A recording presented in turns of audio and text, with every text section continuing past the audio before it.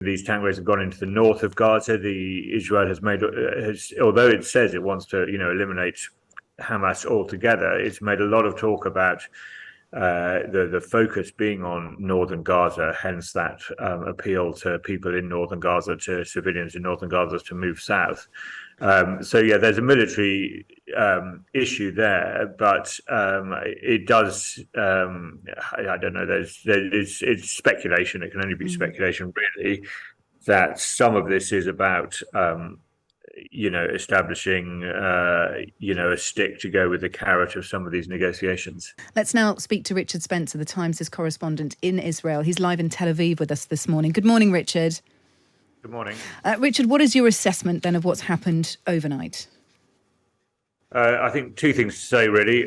One is there was this astonishing bombardment, like nothing we've seen before, possibly in any of these rounds of conflict with Gaza. 150 targets, very heavy bombs. We don't know exactly what kind of bombs they were used, but Israel has these bunker buster bombs. And astonishing, really, scenes that you could see and hear. You could hear people screaming from outside the Gaza Strip.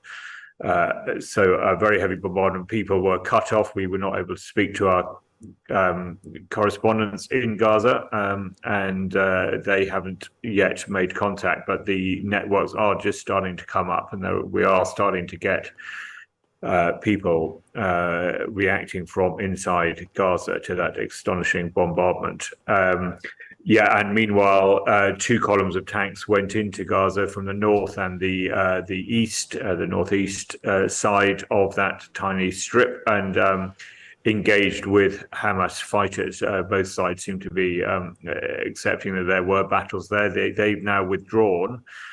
We haven't had yet a full assessment of what they achieved, whether they met their targets.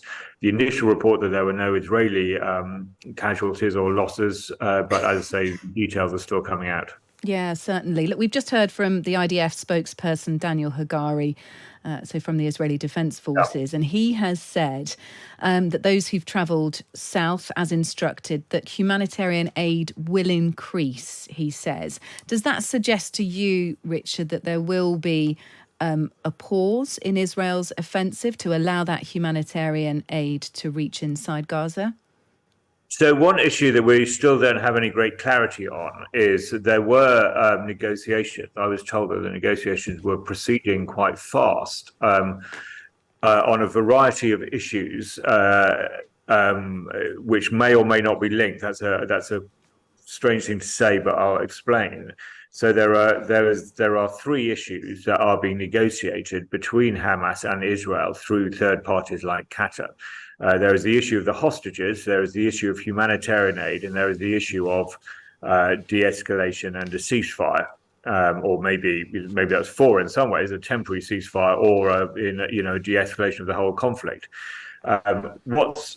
And we were told there was progress being made, and there were all sorts of stories coming out yesterday about Hamas offering to release the civilian hostages in return for aid supplies getting in or a ceasefire, and Israel making counter offers, which made people think that there was progress. But the problem is that Israel does not want to link any of these things together. It wants to keep all these issues apart. It doesn't want to be held up from its military options by having the hostages thrown into the bag, if you like.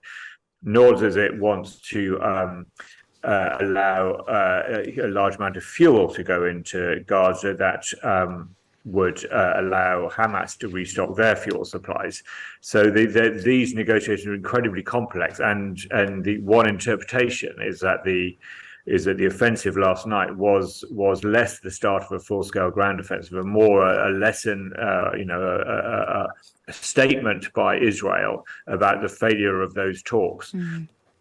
So those, as I understand it, will now just restart again. And there's already talk about, fuel for hostages, more aid for hostages, humanitarian. I mean, there will have to be some sort of pause for any substantial amount of aid to get in, because otherwise There'll be a fear that those convoys of lorries would be targeted. So all these things are going to be discussed again today. But again, they were being discussed yesterday, obviously with no immediate result.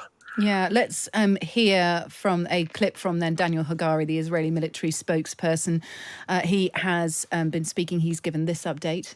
Overnight, the ISA and the IDF have killed off additional Hamas commanders. Terrorists, among them the commander of the aerial force of Hamas, was a key partner, a key participant and planner of the October 7th massacre. There we go. So talking about key Hamas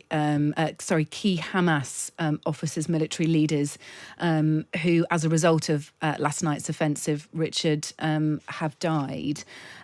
So this is, you feel, a statement more from Israel, more than kind of a military maneuver. I mean, it's a military maneuver as well. Yeah, I mean, that can't be denied. And there's clearly an element of shaping operations for possibly for a ground offensive, or possibly for just more of these targeted tank raids. It's interesting, these tank raids have gone into the north of Gaza. Israel has although it says it wants to eliminate Hamas altogether, it's made a lot of talk about the focus being on northern Gaza, hence that appeal to people in northern Gaza, to civilians in northern Gaza, to move south. So yeah, there's a military issue there, but it does. I don't know.